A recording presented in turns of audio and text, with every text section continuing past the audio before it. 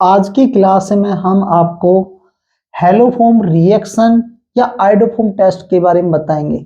ये भी एक इम्पोर्टेंट टेस्ट है जो केमिकल बेसिस पे या केमिकल टेस्ट के बेसिस पे डिस्टिंग या डिफरेंशिएट बताता है।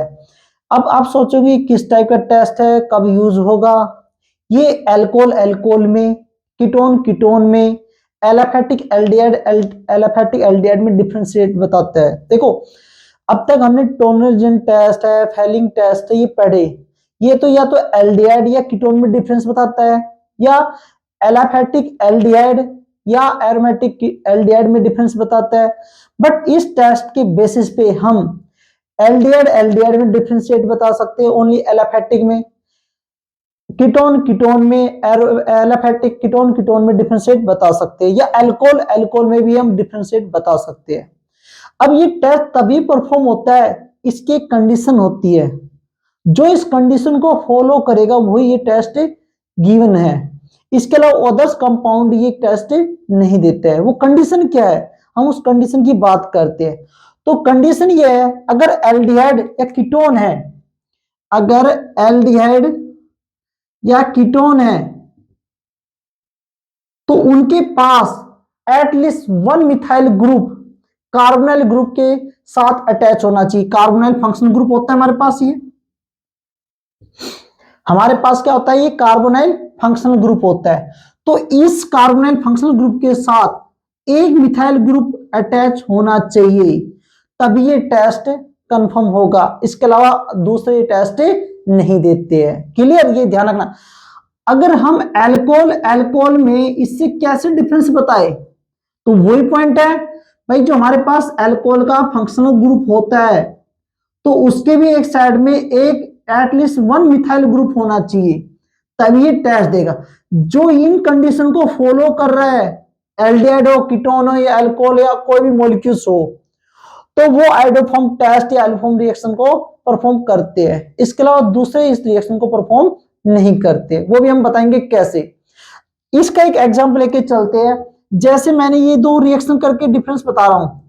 जैसे मैंने ये लिख लिया, मैंने एक ही लिख लिया इथेनल, और दूसरा लिख लिया मैंने प्रोपेनल।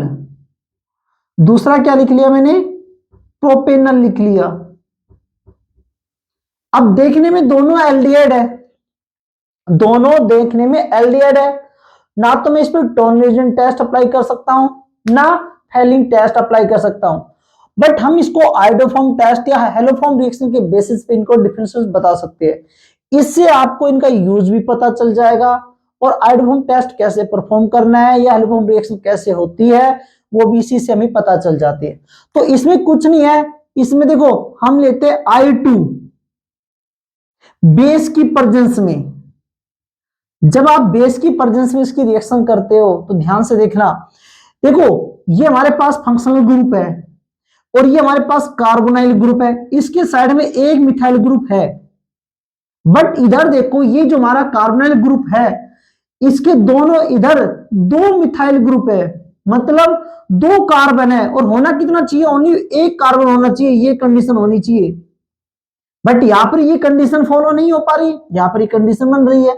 अब जो इन कंडीशन को फॉलो करेगा वही आइडोफॉर्म टेस्ट या हेलोफॉर्म रिएक्शन को कंप्लीट करते हैं। अब यहां पर जब इनकी रिएक्शन कराएंगे तो इस जो कार्बोनिल ग्रुप पे जो पहला कार्बन अल्फा कार्बन होता है, इस साइड में जो अल्फा कार्बन होता है वन मिथाइल ग्रुप में, यहां पर जितने भी हाइड्रोजन है वो हेलोजन से क्या हो जाते हैं, एक्सचेंज हो जाते हैं। जितने भी हेलोजन होते हैं वो हाइड्रोजन से क्या हो जाते हैं, एक्सचेंज हो जाते हैं। फर्दर ये NH के साथ रिएक्शन करते हैं बेस के साथ, तो यहां से बॉन्ड ब्रेक हो जाता है। सिर्फ ध्यान रखना, इंपॉर्टेंट पॉइंट जो मैं आपको बताना चाह रहा हूं, सिर्फ कार्बन कार्बन के बीच में सिंगल बॉन्ड को ही डिसोसिएट कर पाते हैं। अगर जहां पर कार्बन कार्बन के बीच में डबल बॉन्ड या ट्रिपल बॉन्ड प्रेजेंट हो गया तो ये उस टेस्ट को परफॉर्म नहीं कर पाएगा। ये मतलब कार्बन कार्बन के बीच में अगर डबल बॉन्ड है तो ये इसको ब्रेक नहीं कर पाएगा। ये सिर्फ काम करता है किसमें, जिसमें कार्बन कार्बन के बीच में सिंगल बॉन्ड होता है।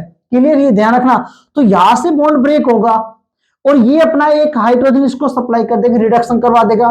तो यहां पर ये बन के आएगा I H तो अटैच हो जाएगा,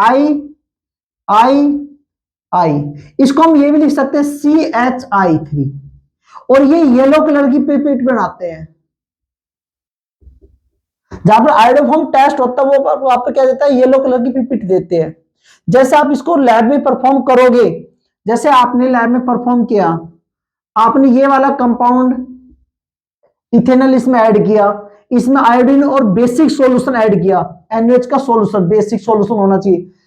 तो जैसे ऐड करोगे ये कैसा हो जाएगा, येलो कलर में कन्वर्ट हो जाएगा, येलो कलर की पिपिट बन जाएंगी, तो आप आयोडोफॉर्म टेस्ट कंफर्म हो जाएगा। बट इसमें ये टेस्ट कंफर्म नहीं होगा क्योंकि इसमें ये मिथाइल ग्रुप वाला कंडीशन फॉलो नहीं कर पा रहे हैं।